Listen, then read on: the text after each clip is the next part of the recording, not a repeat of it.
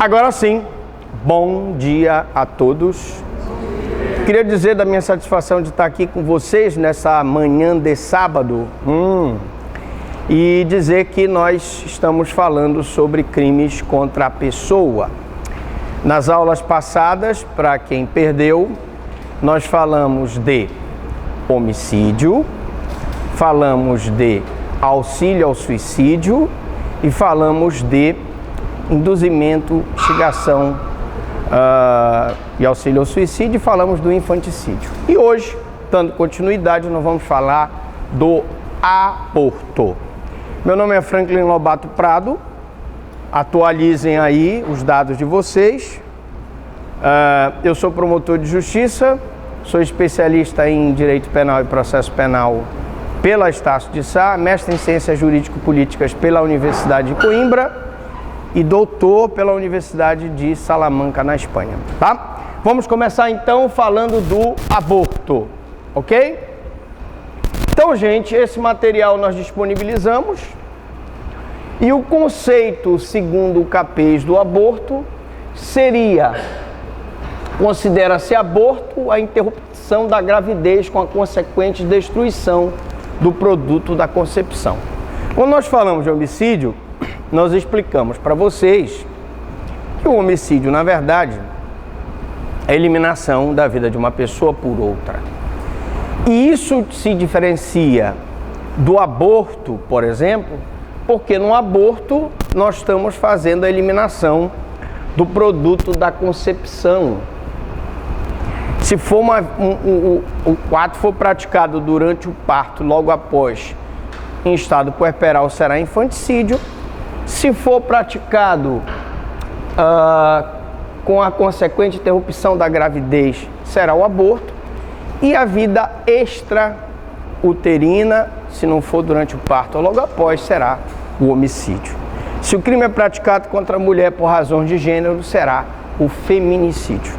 Todos são considerados modalidades especiais de homicídio, eliminação da vida. E o aborto, ele se caracteriza e classifica pelo aborto natural, aborto acidental, aborto criminoso e aborto legal. O aborto natural, e não existe o crime porque decorre de causas patológicas. As mulheres podem ter um aborto espontâneo e fazer uma curetagem, e isso não é considerado crime, porque ele decorreu de causas naturais. O aborto acidental, ele também não é considerado crime porque ele ocorre por traumas exteriores. Imagine que a gestante sofre um acidente de veículo automotor. Nesse acidente, ela vem a perder o produto da concepção. Eu teria, em tese, um aborto também por causas acidentais. Bom, o que nos interessa é o aborto criminoso, que são as hipóteses dos artigos 124 e 127 do Código Penal, e o aborto legal, que também não é considerado crime, mas a gente tem logo que explicar para vocês, tá? Eu posso autorizar um aborto se, e a lei autoriza, se a concepção foi proveniente de um crime sexual, como por exemplo o estupro, tá? E também posso autorizar o aborto naquelas situações em que eu tenho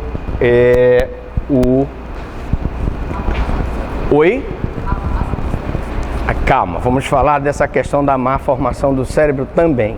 Mas eu quero dizer que se ele colocar em risco a gestante, ele poderá ser autorizado se não houver uma forma de salvar a gestante. Bom, nossas aulas, elas têm como objetivo essa revisão da situação criminal. Então ela tem aí a objetividade jurídica, que nós já falamos na aula passada, que ela na verdade é o bem jurídico protegido pelo Estado. Nós temos o sujeito ativo, passivo, objeto jurídico, ou tipo objetivo, né? Consumação, tentativa, elemento subjetivo. Então, a objetividade jurídica, nós estamos falando de crime contra a vida, é a proteção do produto da concepção, que pelo nosso direito, ele já tem assegurado o seu direito, né? Desde a concepção, ele está com a situação assegurada. Por favor, só fecha aqui o cleaner, ok? O sujeito ativo do 124 é a gestante, porque ela pratica o aborto em si mesma. E nos demais crimes eu posso ter qualquer pessoa. Significa que a lei não exige qualificação especial para a prática da conduta delituosa. Nós explicamos que quando qualquer pessoa pode praticar, eu tenho um crime comum. Quando a lei exige uma qualificação especial, eu tenho um crime próprio. Nós explicamos na aula passada que o infanticídio é um crime próprio, porque exige qualificação especial do sujeito ativo, a gestante, né, o parturiente, em estado puerperal.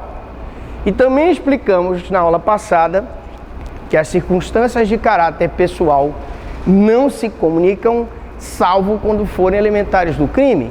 Então nós vimos que se um cidadão ajuda a parturiente a matar a criança em estado puerperal, ele também vai responder por infanticídio.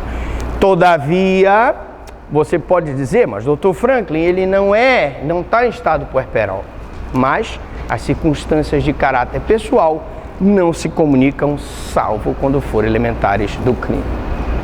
O tipo objetivo. O que é a conduta? Provocar, que significa causar, eliminar. Se eu estou falando de um aborto, ela pode, tanto ela provocar no aborto provocado pela gestante, quanto também ela pode também consentir, que é admitir.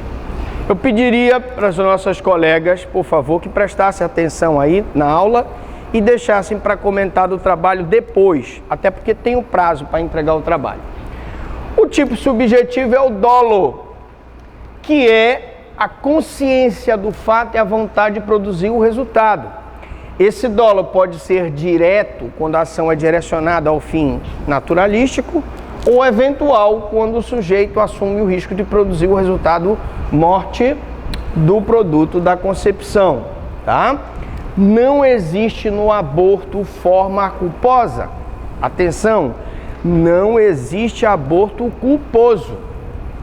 Lembrando para vocês também que na aula passada nós explicamos que o aborto, o infanticídio, o auxílio ao suicídio e o homicídio são julgados pelo tribunal do júri.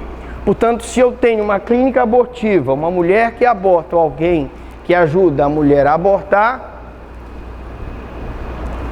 todos serão processados e julgados pelo tribunal do júri.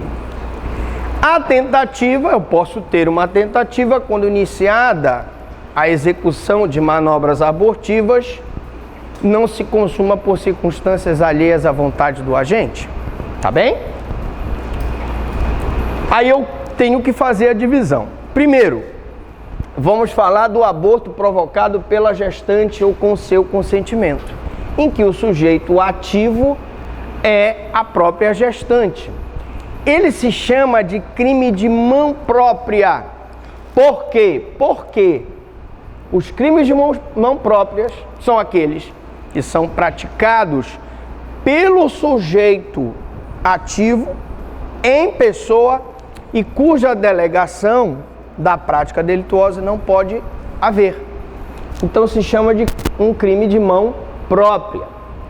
O sujeito passivo seria, nesse caso, o feto, tá? Que se a mãe está eliminando o produto da concepção, é o feto. Se não for provocado sem o consentimento da gestante, eu terei como sujeito passivo também a gestante. Se ela mesmo consentiu, é o feto. Tipo objetivo: provocar o aborto ou consentir a prática do aborto. Quero dizer que, tecnicamente falando, essa palavra aborto está incorreta. Por quê? Alguém sabe dizer por quê? Porque o aborto, gente, na língua portuguesa, é o produto do abortamento. Na verdade, o ato de abortar um produto da concepção se chama abortamento. E o objeto desse abortamento é o aborto. Portanto, o nome do crime, tecnicamente, deveria ser abortamento, o ato de abortar, e não aborto. Tipo subjetivo é o dolo, que pode ser direto ou eventual, ou ela diretamente pratica a conduta ou assume o risco de produzir, né? Por exemplo, ela começa a não se alimentar corretamente, ela começa a usar crack, ela está assumindo o risco de produzir o resultado. Consumação é um crime material e também nós explicamos na aula passada, mas por você, minha amiga, em sua consideração, ela está anotando, ela está parada anotando tudo, calma, eu passei o material, mas vou repetir a nossa explicação de crime material. Primeiro, eu tenho os crimes materiais, os formais e o de mera conduta. E isso está relacionado com a exigência do resultado naturalístico.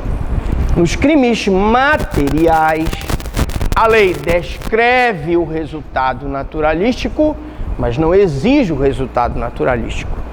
O crime de aborto, o infanticídio, o auxílio ao suicídio e o homicídio são crimes materiais. Qual é o resultado naturalístico? A morte. Aquela pessoa que estava viva, aquele feto que estava vivo, aquele nascente que estava vivo e que morreu. Eu tenho também os crimes formais, que são aqueles em que a lei descreve o resultado naturalístico, mas não exige o resultado naturalístico. Então eu expliquei na aula passada que a corrupção é um crime formal, como a extorsão mediante sequestro é um crime formal. Por quê? Porque na hora que tu ofereces a ponta, a propina, para o policial não te multar, para o IBAMA não te autuar, tu já estás com o crime configurado. Professor, mas se ele pagar e o policial oferecer e o policial receber a propina, aí eu vou ter um exaurimento do crime. Beleza? Só para a gente retomar algumas coisas da aula passada. Outra situação que eu expliquei na aula passada, crimes de mera conduta. Aqueles em que a mera conduta já consuma o crime. Exemplo, disparo de arma de fogo. Exemplo, invasão de domicílio. Existe algum resultado naturalístico do disparo de arma de fogo? Não, não existe. Beleza? Então, só para recapitular, nós vamos falar muito disso e você, aluno, tem que estar a par do que é crime material, formal e mera conduta. Tentativa, admite-se, evidentemente, ela pode tentar matar o produto da concepção e não conseguir. Vamos agora para um outro. O aborto provocado por terceiro, sem o consentimento da gestante. Se vocês observarem, pelo princípio da proporcionalidade, a pena deste crime é maior do que a do anterior. Porque você praticar um aborto sem o consentimento da gestante é mais grave do que a própria gestante praticar o aborto.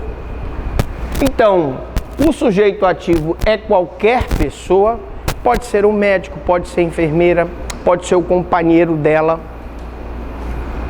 O sujeito passivo, como é sem o consentimento da gestante, além do feto, eu tenho a gestante. Veja que sujeitos passivos são todos aqueles que, direto ou indiretamente, tiveram violado o seu bem jurídico. Quando eu tenho uma pessoa que tem o seu bem jurídico violado pela conduta do agente, essa pessoa é sujeito passivo daquele crime. Não confundir com objeto material. Porque o objeto material é uma coisa e o sujeito passivo é outra. No furto, no roubo, nós vamos ver que, coincidentemente, O sujeito passivo é a pessoa que recebe a ameaça no roubo, por exemplo, e o objeto material é a joia que foi subtraída, é o dinheiro que foi subtraído, é o celular que foi subtraído. Portanto, vocês não podem confundir. Falo isso porque também, no decorrer da nossa aula, a gente vai falando e você tem que saber. Consumação ocorre com a morte do produto da concepção.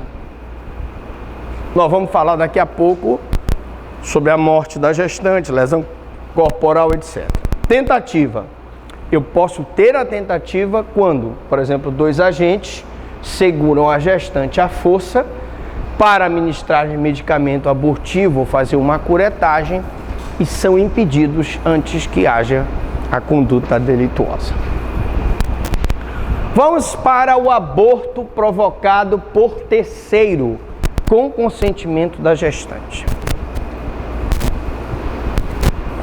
Meus amigos, infelizmente nós temos aí as famosas clínicas abortivas, né? E eu quero dizer que algumas legislações pelo mundo afora, nós vamos ver daqui a pouquinho, elas autorizam o aborto até antes do primeiro impulso elétrico, que seria a formação do coração daquele feto. Tá? É uma questão complexa, é uma questão religiosa, é uma questão política, e eu não quero falar de política aqui nem de religião, mas nossa função aqui é apenas dar o esclarecimento jurídico. Você pode até não concordar com a lei, mas nós temos que ensinar o que está na lei, ok? Então, a nossa lei hoje, ela pune quem provoca o aborto com o consentimento da gestante, tá? O sujeito ativo, a gestante e qualquer pessoa, porque ela responde em concurso com ele, porque todo aquele que concorre para o crime incide nas penas a ele cominada na medida de sua culpabilidade. Então ela vai responder com o terceiro médico enfermeiro que ajudou ela a praticar o aborto. O sujeito passivo nesse caso é o feto ou embrião, porque é só ele que sofre a lesão no seu bem jurídico. O tipo objetivo é o provocar da causa ao aborto, que é o ato de abortamento. O tipo subjetivo é o dolo, pensei que estava me chamando para eu tirar uma dúvida. Tipo subjetivo é o dolo, só existe aborto aqui se os dois tiverem a vontade direta ou eventual, livre e consciente, direcionada àquela prática delitiva. E a consumação com a morte do feto, porque é um crime material, exige o resultado naturalístico. Bom, professor, e a questão do dissenso presumido? Vítima é menor de 14 anos. 13 anos, fica grávida. Chega lá numa clínica abortiva, ela autoriza o médico a fazer o aborto. Seria crime de aborto provocado por terceiro com o consentimento da gestante, ou seria aborto provocado por terceiro sem o consentimento da gestante? Quem acha que é a número 1? Quem acha que é a número 2? Quem não acha nada? Senhor, meu amigo, gostei. O senhor vai naquele... Mesmo cabeleireiro que eu vou, ele faz cabelo e barba, gostei, viu? O óculos também está combinando. Eu vou trocar o meu, que eu não estou enxergando nada. Sim. Sem o consentimento. A resposta está exata. Claro. Se ela é menor de 14 anos, ela não tem condição de consentir. Ainda que ela consinta, não vale. Se ela for alienada ou débil mental, não vale. Se ela tiver sido drogada, não vale. É o dissenso presumido. Cuidado, hein? Cuidado. Um minuto da sua atenção nas minhas questões do exercício podem ser fatal. Na hipótese dela ser maior de 14 anos, digamos assim, essa autorização, esse consenso não, esse dissenso precisa ser formal, correto? Não precisa ser apenas verbal. Não, ela pode, se ela é maior de 14 anos, a pergunta é, o dissenso tem que ser formal, escrito? Não. Ela pode provar na instrução processual que o dissenso, embora não tenha sido formal, existiu um dissenso real. Consentimento obtido mediante fraude, violência ou grave ameaça. Se eu tive um dissenso real, ela não concordava, mas esse consentimento foi obtido mediante fraude, enganaram ela, mediante violência ou mediante grave ameaça, não vale. Vou te dar um exemplo. Vocês assistiram a série Anos Dourados? Quem assistiu aqui? Bicho, só eu que assisti? As pessoal aí a senhora com essa camisa bonita, combinando com seu cabelo louro. A senhora tem cara de que assistiu. Malu Mader, Felipe, como é o nome daquele cara? Felipe Camargo, né? Gente, tem uma cena lá que é o seguinte, a menina, não me lembro agora o nome dela, que é a Malu Mader, fica grávida do Felipe Camargo. E o pai dela, que era médico, leva ela para uma clínica e diz para ela o seguinte, não, nós vamos fazer... Tem várias hipóteses aí, né? Ou ele diz, não, nós vamos fazer só um exame, vamos te sedar e faz o aborto nela. Isso aí é uma fraude, né? Enganou ela, não foi? Mas ele poderia pegar ela à força, mediante violência, os dois enfermeiros seguram lá e fazem o aborto nela, não poderia? E aí o dissenso dela? É um dissenso real. Não precisa ser escrito, tá? Pode ser provado no curso do processo. Vamos agora falar sobre aquela situação. Vamos falar da anencefalia, essas questões mais complexas aqui para o pessoal, que são importantes para você, meu amigo operador do direito. Primeiro, de acordo com as lições de NUT, eu tenho que ter o seguinte: as hipóteses de figura qualificada do aborto são lesões graves ou morte da gestante e feto expulso vivo. O que configuraria uma tentativa de aborto qualificado? Mas espera aí. Se a gestante morreu e o feto ficou vivo, não seria tentativa de homicídio? Não. Por quê? Porque a intenção dele, o dolo dele, estava direcionado para o aborto. Então, se morre a gestante, mesmo que morra a gestante, é uma tentativa de aborto qualificado pela morte da gestante. Se o feto saiu vivo, se ele morreu, eu vou ter um aborto consumado. Aborto feito pela gestante com lesões graves ou morte, havendo participação de outra pessoa. Como é que resolve? Esta pessoa pode responder por homicídio ou lesão culposa, se previsível o resultado para a gestante, em concurso com autoaborto. Se ela praticou o autoaborto com a ajuda de outra pessoa, essa outra pessoa vai responder também pela conduta. Todo aquele que concorre para o crime incide nas penas a ele combinadas.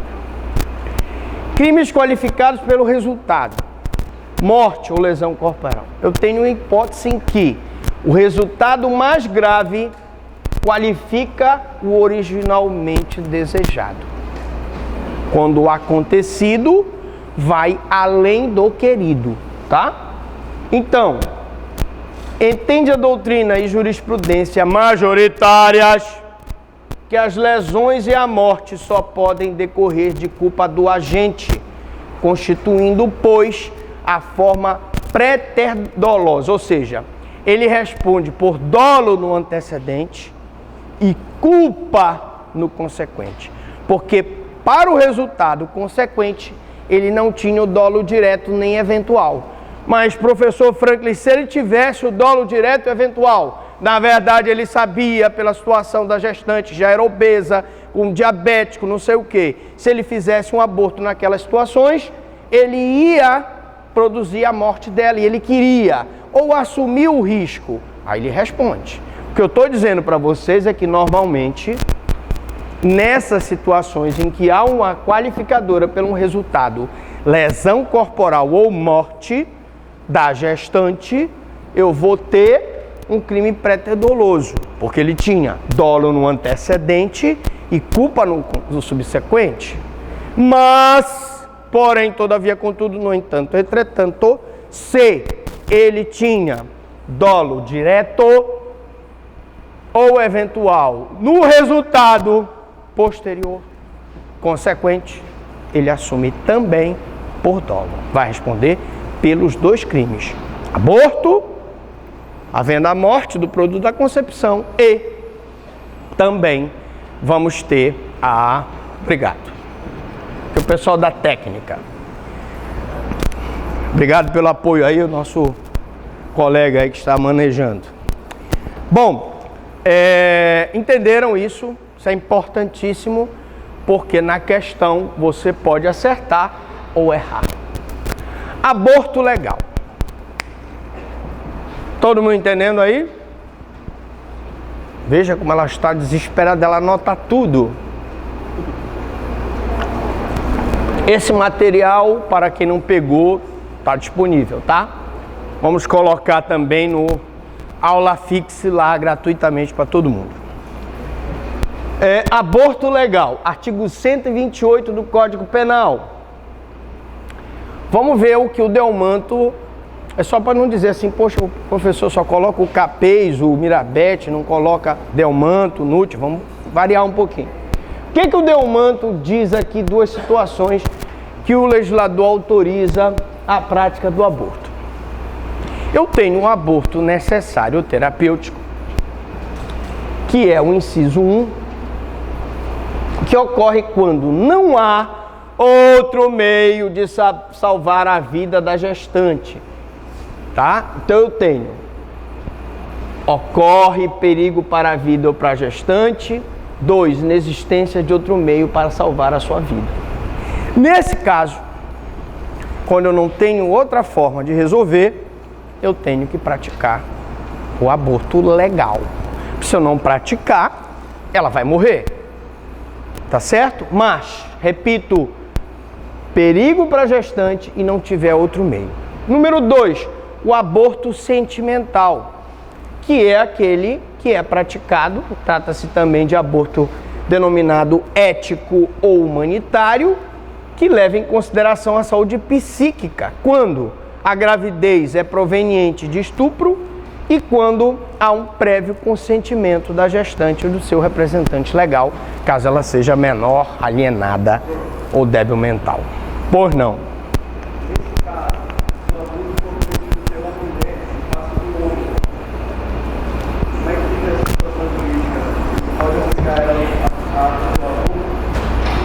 Peraí, a mulher coagiu o homem a manter relação sexual e ela ficou grávida. E aí, não existe isso, gente. Vocês estão assistindo muito o caso Neymar.